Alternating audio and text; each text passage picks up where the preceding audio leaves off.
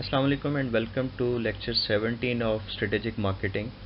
Topic जो हमारा चल रहा है बिजनेस स्ट्रेटेजी, उसका थर्ड पार्ट है। और लास्ट लेक्चर से हम पढ़ रहे थे क्रिटिकल फैक्टर्स और की फैक्टर्स। वो टॉपिक कंटिन्यू रहेगा। अब इन की फैक्टर्स की मार्केट में एप्लीकेशन के हवाले से एक एग्जांपल दे रहा हूँ। आपने प्रोडक्ट का डिफ्यूजन प्रोसेस पढ़ा होगा जो कि बेल शेप्ड होता है, आपके सामने स्क्रीन पर नज़र आ रहा है। और ये बताता है कि जो हमारे यूज़र्स हैं वो 6 तरह के होते हैं। सबसे पहले इनोवेटर्स हैं जो 2.5% होते हैं, बहुत कम होते हैं। फिर अर्ली अडॉप्टर्स हैं जो 13.5% होते हैं। फिर जो मेजर कैटेगरी है वो आती है अर्ली मेजॉरिटी 34% और लेट मेजॉरिटी 34%। और फाइनली जो है वो लैगर्ड्स आते हैं 16%। तो इस तरह से हमारा ये जो बेल कर्व है वो मुकम्मल होता है। अब जितनी भी स्टेजेस यहाँ पर मौजूद हैं, हर एक के हवाले से जो हमारे की फैक्टर्स हैं वो डिफरेंट होंगे, और वो क्या होंगे वो हम अगली स्लाइड में देखते हैं। तो इस टेबल में हम देख सकते हैं कि जो प्रोफाइल ऑफ अडॉप्टर्स हैं वो गिवन है, उनकी करेक्टरिस्टिक्स, और फाइनली जो प्रोडक्ट के की फैक्टर्स हैं वो गिवन है। तो इनोवेटर्स जो है इनकी करेक्टरिस्टिक्स, ये वॉलंटियर होते हैं। ये सबसे पहले जो है वो प्रोडक्ट को ख़रीदते हैं और मल्टीपल जो सोर्सेज ऑफ इंफॉर्मेशन है वो यूज़ करते हैं। हाईली एजुकेटेड होते हैं बिकॉज के हर तरह से इंफॉर्मेशन हासिल करते हैं, तो नॉलेजेबल अबाउट प्रोडक्ट्स होते हैं। यहाँ पे जो हमारा की फैक्टर है वो प्राइस को हायर रखना है। हम स्किमिंग प्राइस चार्ज करते हैं, ख़ास तौर पे जो टेक्नोलॉजी ओरिएंटेड प्रोडक्ट्स हैं उनके लिए। यहाँ हमारे जो प्रोडक्ट के फीचर्स हैं वो ना सिर्फ अच्छे होने चाहिए बल्कि उसमें एक वैरायटी भी होनी चाहिए ताकि वो कस्टमर्स को अट्रैक्ट कर सके। सेकंड प्रोफाइल जो है वो अर्ली अडॉप्टर्स का, और आप कह सकते हैं कि ये जो सोशल सेटिंग होती है या मार्केट होती है उसमें ये लीडर्स होते हैं। यानी बिल्कुल फ़ौरन ये प्रोडक्ट को नहीं ख़रीदते और बहुत ज़्यादा लेट भी नहीं करते। अर्ली अडॉप्टर्स इसलिए कहा जाता है। यहाँ पे हमारा जो फोकस है वो हमारी प्रमोशन की तरफ होना चाहिए। हम अपनी प्रोडक्ट के जो मुख्तलिफ फ़ीचर्स हैं, प्राइस है, उसका जो ब्रांड है उसको हाईलाइट करें ताकि अर्ली अडॉप्टर्स जो है वो उसको ख़रीद सकें। फिर इसके बाद जो कैटेगरी है वो अर्ली मेजॉरिटी की आती है, जो कि डेलिब्रेट होते हैं बहुत ज़्यादा। ये सोच समझ के जो प्रोडक्ट्स हैं वो ख़रीदने वाले होते हैं। यहाँ पे हमें ज़रूरत पेश आएगी कि हम अपनी प्रोडक्ट को अब बाकायदा इस्टेब्लिश करें एक ब्रांड की शक्ल में। तो ब्रांड डेवलपमेंट हमारा की सक्सेस फैक्टर बन जाएगा। फिर लेट मेजॉरिटी के जो केस है, ये लोग स्केप्टिकल होते हैं, ये थोड़े डाउटफुल होते हैं प्रोडक्ट के बारे में, इसीलिए बहुत ज़्यादा लेट ये डिसीजन करते हैं ख़रीदने का। और इनका जो आमतौर पे स्टेटस है, सोशल स्टेटस, वो बिलो एवरेज होता है। यहाँ पे हमें जो हमारा की फैक्टर है वो लार्जर लॉजिस्टिकल सपोर्ट हमें चाहिए होगी, बिकॉज कि अब मार्केट बहुत ज़्यादा वास्ट हो गई, हमें हर जगह पे पहुँचना है। तो यहाँ जो लॉजिस्टिक्स हैं वो ज़्यादा इम्पॉर्टेंट होंगे। इसके बाद हम बात करेंगे स्ट्रेटेजिक ओरिएंटेशन की, और इससे मुराद ability to link the long range vision of organisation to daily work है। जो डेली ऑपरेशंस होते हैं उसको हम किस तरीके से जो हमारा एक विजन और मिशन है उसके साथ रिलेट कर सकते हैं, लिंक कर सकते हैं। अच्छा, माइल्स एंड स्नो जो हैं ये दो रिसर्चर्स हैं और उन्होंने 4 टाइप्स ऑफ स्ट्रेटेजिक ओरिएंटेशंस बताई हैं। कुछ ऑर्गेनाइजेशंस जो हैं वो प्रॉस्पेक्टर्स होती हैं, कुछ डिफेंडर्स होती हैं, कुछ एनालाइजर्स होती हैं, और कुछ जो हैं वो रिएक्टर्स होती हैं। और इन चारों की अपनी अपनी करेक्टरिस्टिक्स हैं।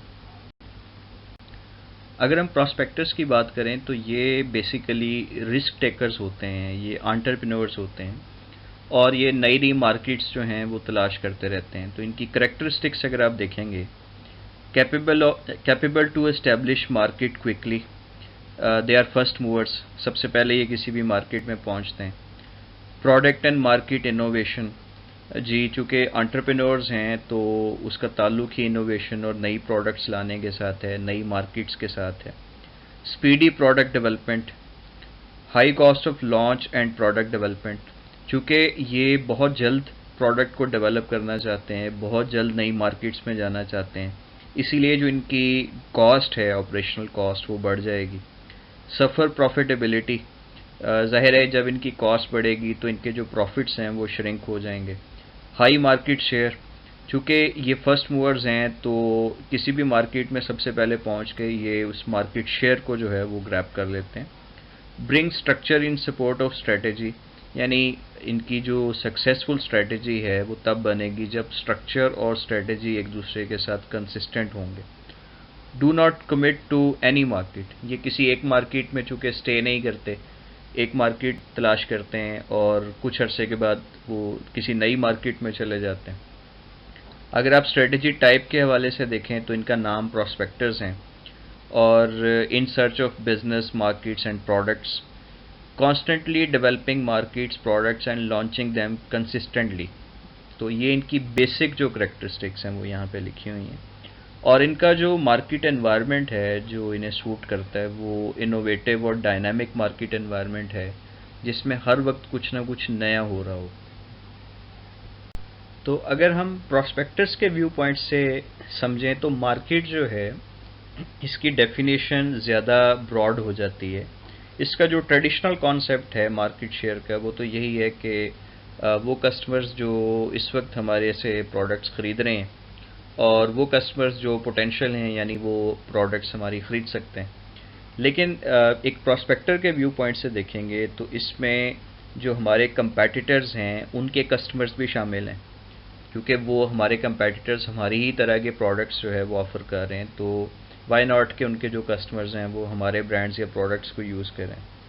इसी तरह से ऐसे भी कस्टमर्स हैं जिनको अभी तक अप्रोच ही नहीं किया जा सका, और ऐसे भी कस्टमर्स हैं जिनका हमें पता ही नहीं है, यानी अप्रोच तो उन कस्टमर्स को नहीं किया गया जिनके बारे में कम से कम पता है लेकिन हम उन तक पहुंचे नहीं हैं।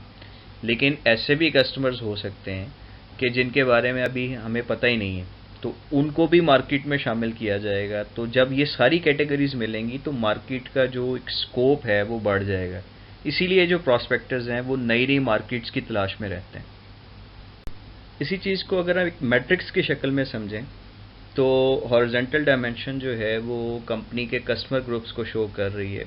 इसमें एग्जिस्टिंग कस्टमर्स भी हो सकते हैं और वो ग्रुप्स भी हैं जिनको अभी तक हमने सर्व नहीं किया। और वर्टिकल डायमेंशन पे अगर आप देखें तो ये customers awareness of their needs के बारे में बता रहा है।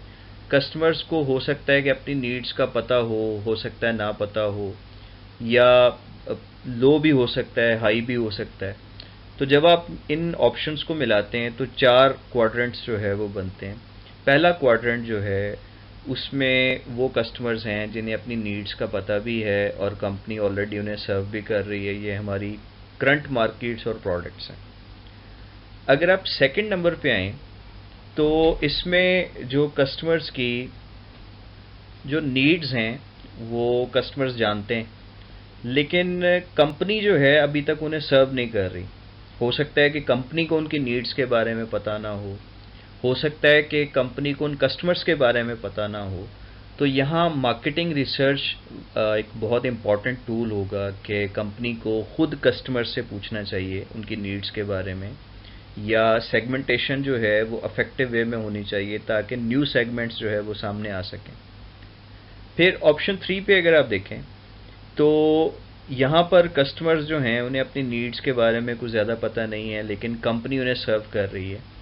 यहाँ कंपनी की ज़िम्मेदारी बनती है कि वो एक अवेयरनेस प्रोग्राम जो है वो डिज़ाइन करे जिसमें वो कस्टमर्स को उनकी नीड्स के बारे में एजुकेट भी करेगी, ताकि सिर्फ कस्टमर्स आपकी प्रोडक्ट्स यूज़ ना करें बल्कि वो उसमें एक जो वैल्यू क्रिएशन है वो कॉन्सेप्ट भी होना चाहिए, उस वैल्यू को रियलाइज़ भी करें कि वो प्रोडक्ट को क्यों यूज़ कर रहे हैं।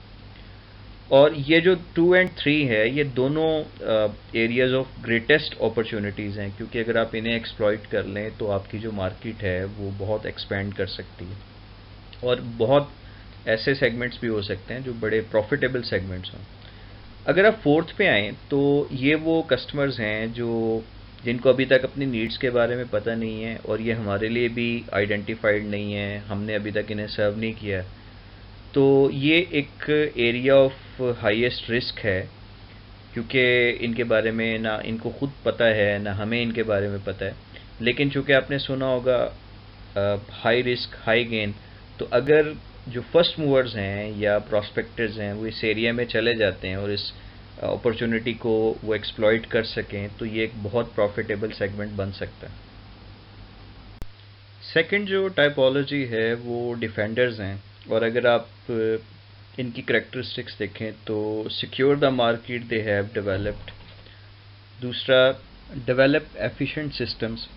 फिर इनका जो कंपटीशन है या तो प्राइस बेस्ड होता है या डिफरेंशिएटेड प्रोडक्ट्स की बेस पे होता है, और स्ट्रेटजी का नाम डिफेंडर्स है, और इनका जो मोटो है कि आप एक मार्केट प्लेस और पोजीशन जो है वो एक्वायर करें और फिर उसे प्रोटेक्ट करें, उसको आपने फिर स्टेबल रखना है। जो प्रोडक्ट मार्केट टाइप है इसमें वो यूजुअली एक नीश मार्केट है, स्टेबल, मैच्योर या नॉन इनोवेटिव मार्केट है। तो अगर आप क्रक्स देखें तो डिफेंडर्स जो हैं ये प्रॉस्पेक्टर्स के बिल्कुल अपोजिट साइड पे। प्रॉस्पेक्टर्स जो है वो हर वक्त चेंज की तरफ जाते हैं, नई मार्केट्स और नई प्रोडक्ट्स को तलाश करने की कोशिश करते हैं, जबकि जो डिफेंडर्स हैं ये एक पोजीशन एक्वायर करते हैं और फिर उस पोजीशन पे स्टेबल रहने की कोशिश करते हैं, ये स्टेटस को जो है उसको मेंटेन करने की कोशिश करते हैं। थर्ड टाइप इज़ एनालाइज़र, जो कि आप कह सकते हैं कि प्रॉस्पेक्टर्स और डिफेंडर्स के दरमियान में होते हैं, और अगर आप इनकी करेक्टरिस्टिक्स को देखें तो ये एफिशिएंसी और इनोवेशन का एक बैलेंस जो है वो क्रिएट करते हैं। ये कोई भी जो चीज़ है उसे एक एनालिटिकल फ्रेमवर्क के साथ देखेंगे।